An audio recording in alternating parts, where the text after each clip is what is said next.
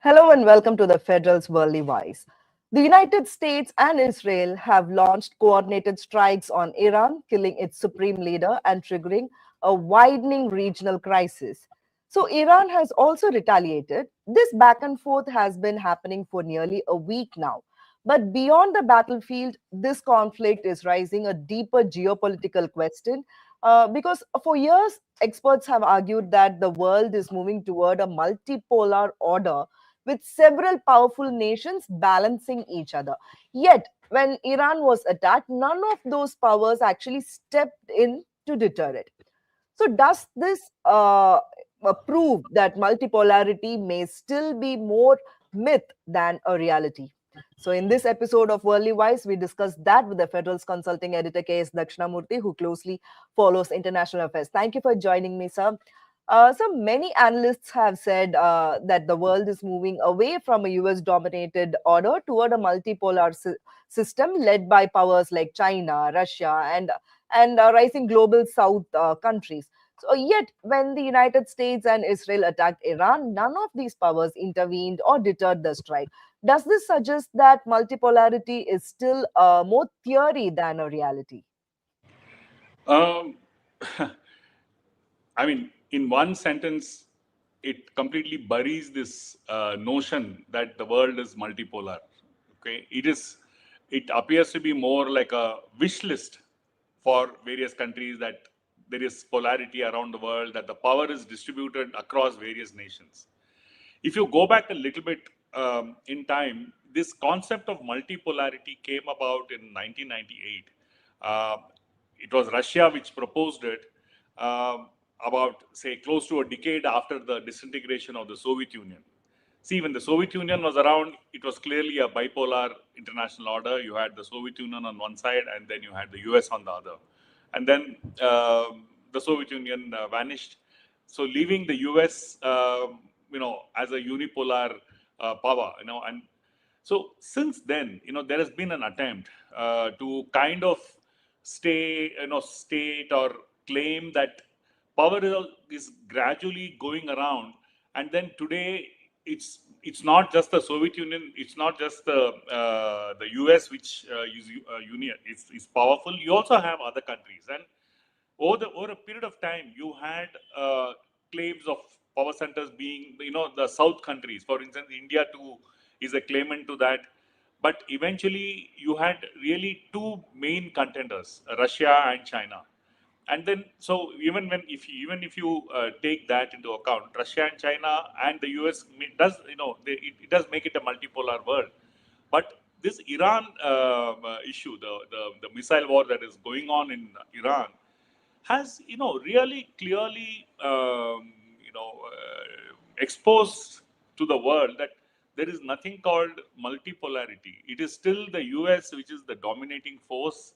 The US, of course, has also may have faced setbacks. It would have created a mess over the last, say, 25 years. But the fact of the matter is, it is the US that you know uh, lays the ground rules. It is the US that drives events forward, and it is the US that still has a grip of the entire world. And who else better to exemplify this than Donald Trump? At least the previous presidents, say Bill Clinton or Barack Obama, George W. Bush, and George Bush, all of them did, of course, make it a point to claim American superiority. But nobody has done it like what Trump has done. He has brought it right up front there, and he has challenged the entire world, actually, saying that, we will do what we want to do. I mean, we don't care about the global order. We don't care about, even within the US, Trump says it doesn't matter what the Congress says, whether it approves or disapproves, it doesn't matter to him. So it's that kind of a person who has once and for all, I think, laid to rest this notion of multipolarity.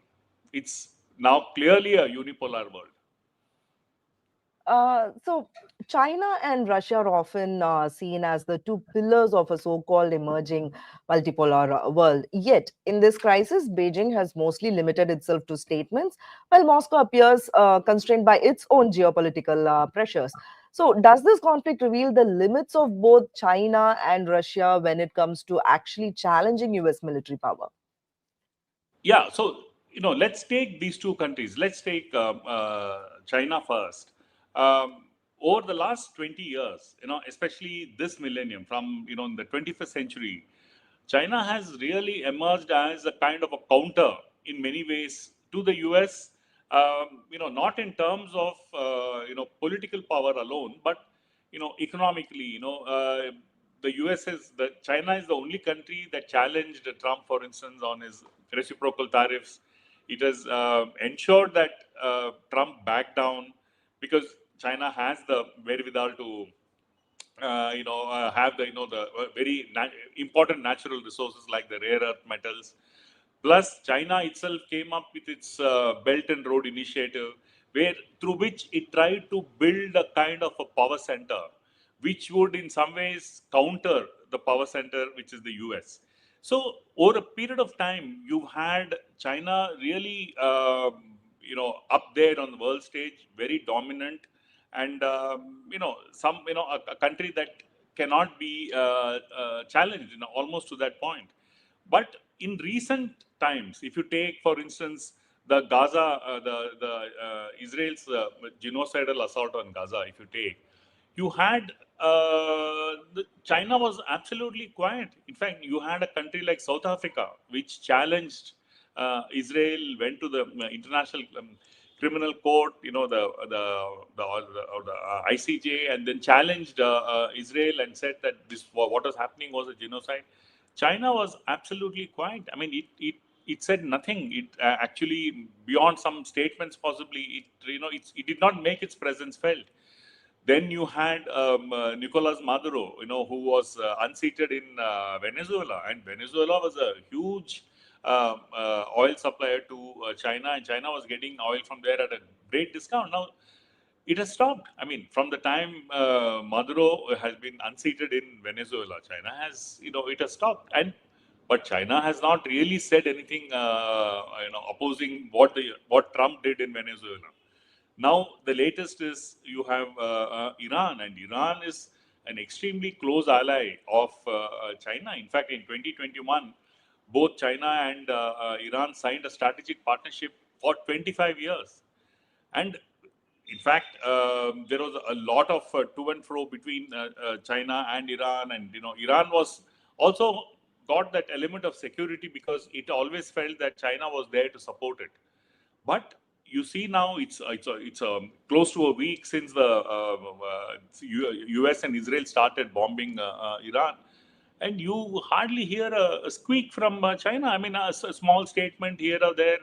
Beyond that, there are sometimes unverified information on social media saying China is sending arms to Iran, but it's not confirmed. I mean, we cannot go by that. But publicly, even in terms of its statements, it has not really opposed what Trump has done or what the US has done. Okay, so that's as far as China is concerned. So it basically shows, in fact, the feeling around the world today among analysts and people who look at China is that the question is it has it become a paper tiger? Is it just powerful on paper? But it's in reality, its power is very limited. In fact, as far as India is concerned, China exerts pressure. It's more like a localized bully. It does not come across as a big power center. Okay, and then in some ways it helped Pakistan during Operation Sindoor, but that was also because of the proximity between Pakistan and China, and the fact that China, the geographical location of Pakistan, made China intervene there. But even that now seems like an exception because Iran is not receiving, as we speak, it is not receiving any help from China at all. I mean, at least as far as public knowledge goes. So that is as far as China is concerned. So we are now taking care of one polarity. So now let's look at Russia. What is happening to Russia? Russia again has made similar statements like China, condemning the, not condemning, I mean, not even condemning the strike, but calling for peace and restraint. And what else has Russia done? And why is Russia so quiet? Russia is also quiet because Putin has established a relationship with Trump, and Trump is now trying to resolve the Ukraine-Russia war, and so they're in the midst of negotiations. So Putin does not want to antagonize Trump. So in other words, Russia is neutralized. If you go back in time, after the disintegration of the Soviet Union, Russia was largely quiet until things started hotting up. Around 2007, around Russia, in the Central Asian republics of Georgia, Ukraine, and all that. So Russia, in fact, resisted Georgia and Ukraine from joining NATO. There was a short war with Georgia. So one got the feeling that Russia was again coming back in some form, like the earlier Soviet Union. So it was kind of trying to regain that polarity or the power. So it successfully stalled Georgia from joining NATO. Then, of course, Ukraine, the war is still going on. It attacked Ukraine. And but what has happened is it has not succeeded to the level that was expected of it. And as far as Iran is concerned, Iran and Russia too have a very close relationship. In fact, there were Iran was helping Russia by sending drones and all that in its war against Ukraine. But now, of course, over a period of time, Russia has itself gained that capability, and it doesn't depend that much on Iran. But it shows the kind of relationship that existed between Iran and Russia. And for Russia, Iran on one side and Syria on the other side were very important allies in the region. It was a kind of a counter to the US. But Syria, Bashar al-Assad was deposed.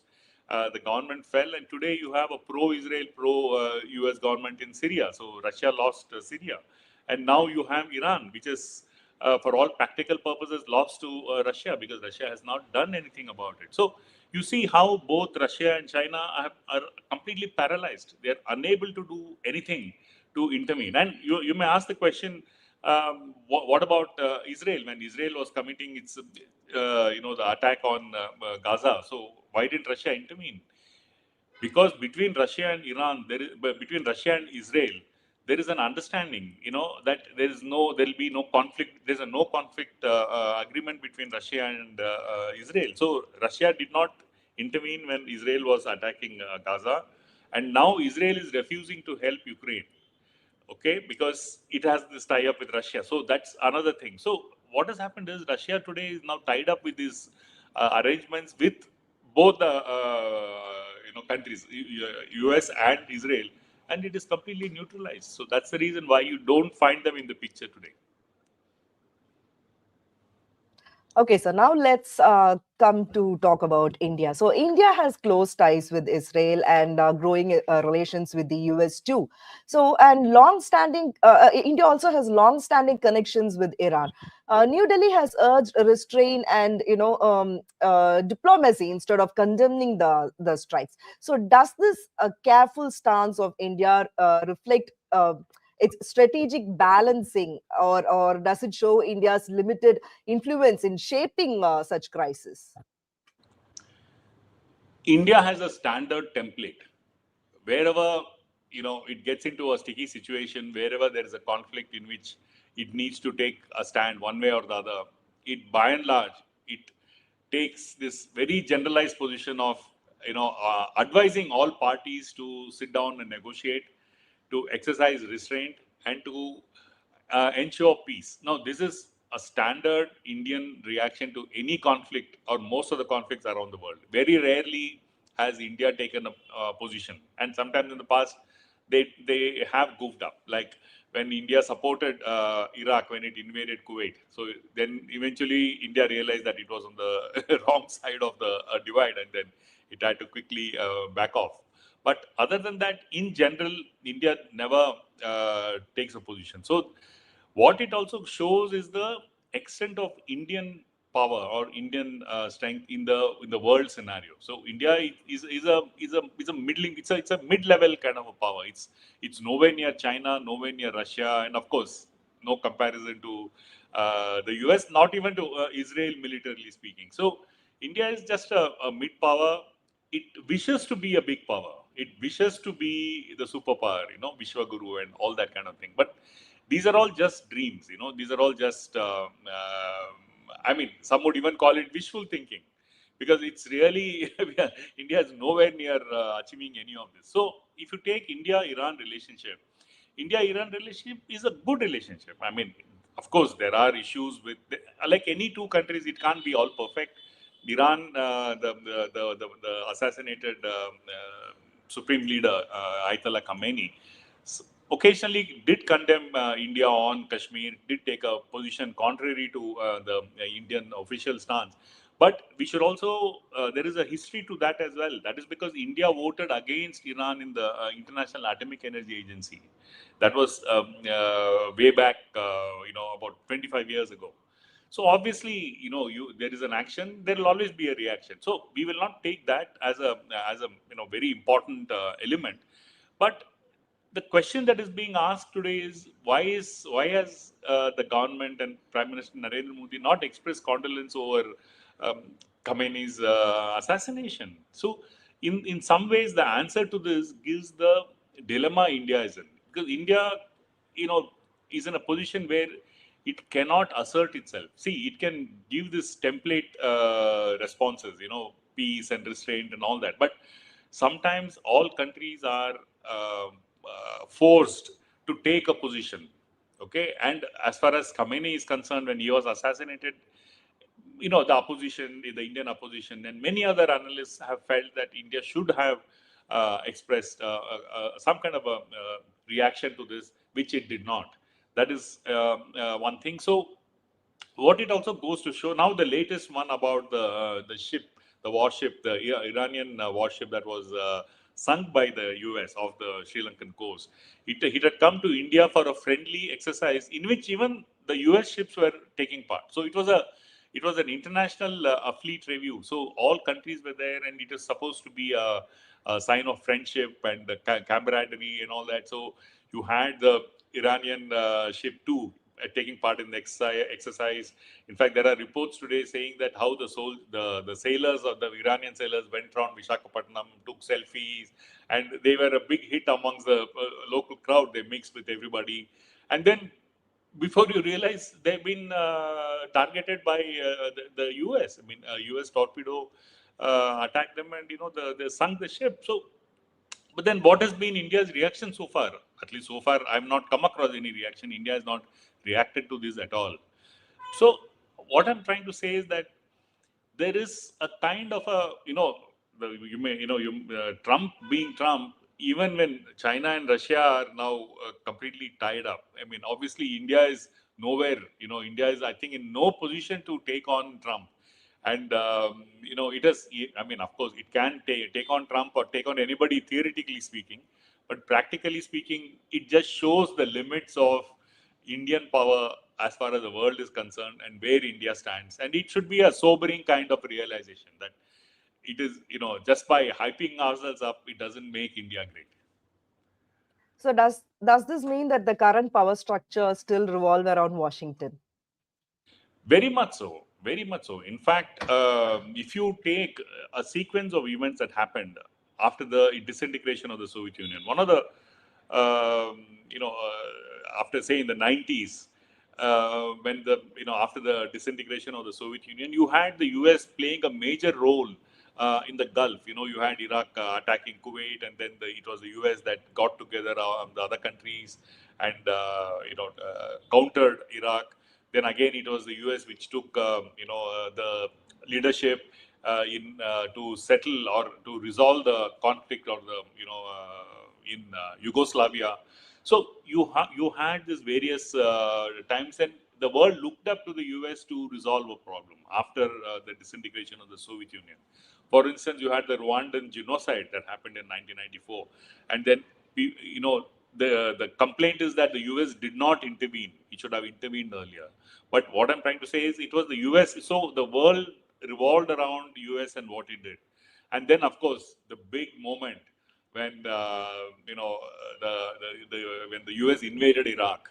Of course, before that you had the World Trade Center attack, which means that forces that were against the US got together and then attacked in the World Trade Center and other parts of the US, and then so that angered the US even more, and it showed its full might. And then there was no Soviet Union to counter it. See, in the period when the Soviet Union was around, there was always a kind of balancing. The Soviet Union would look at the US, or the US would look at the Soviet Union, and there would be some kind of a cancelling that would happen, or some kind of a negotiation. If you take, for instance, the Cuban Missile Crisis, the Soviets tried to install missiles in Cuba, and then the US also retaliated, warned. There were negotiations, and just at the last minute there was some kind of an understanding, and nothing happened. So in today's situation, Trump may have probably gone and bombed Cuba, if the situation existed today. But what I'm trying to say is that this kind of a constant balancing between Soviet Union and the US occurred, pre the disintegration of the Soviet Union. But the US invasion of Iraq was the first time when clearly the US showed nobody could stop them. There was some element of opposition from countries like Germany and France and Russia, but they were of no use because the US went ahead and invaded Iraq. And since then, it has been the US has been all over the place. For instance, it wanted to defeat or dislodge Muammar Gaddafi. It was able to do that. It made the local uprising. It intervened there. And Syria, there was an intervention. The US led the intervention along with other European nations, and Syria landed in a civil war. So the US role has been very predominant, and there has been nobody to control the US. And that has not stopped. That has continued. Though, again, like we come back to the beginning, the world thought that Russia and China, Russia was again becoming powerful.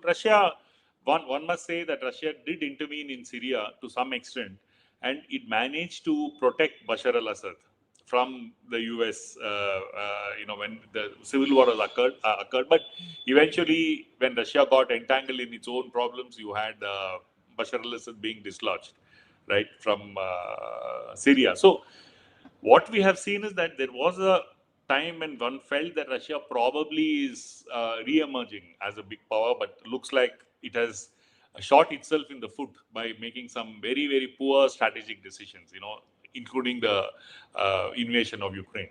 And then you had China, which has risen very quietly, very dominantly, and it's become a very big economic power. But let us not forget that China is what it is also because of its relationship with the US. It's the US which made China the back end, or the factory of US goods. So all US companies manufactured its goods in China, and that's how one of the big reasons why China has become powerful. So we have to look at it realistically, and then this particular crisis clearly shows who stands where, and what is the status of this world, which continues to be led by the US, continues to be dominated by the US, whether we like it or not.